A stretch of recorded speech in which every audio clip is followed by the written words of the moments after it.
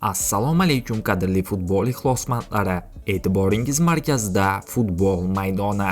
Kanalimizga obuna bo'lib, videolarimizga bir dona like bosishingizni so'rab qolamiz. Yaxshilab o'rnashib oling. Demak, biz boshladik.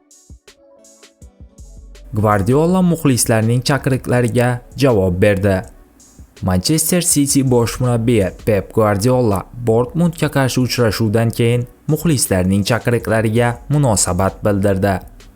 37-tur bahsi 1-1 hisobida yakunlandi va shaharliklar muddatidan avval chempionlik imkoniyatini yo'qotdi.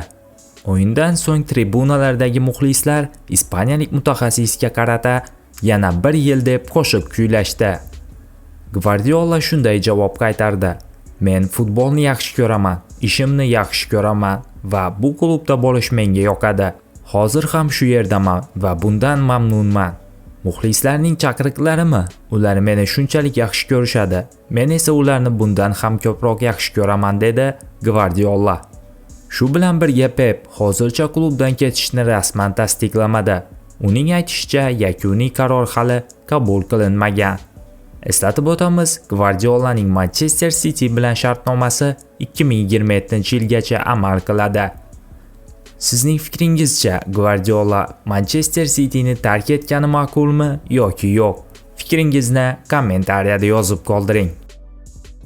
Bugungi dasturimiz shundan iborat edi. Video sizga ma'qul kelgan bo'lsa, bir dona like bosib, kanalimizga obuna bo'lishingizni so'rab qolamiz. E'tiboringiz uchun katta rahmat. Bizni kuzatishda davom eting.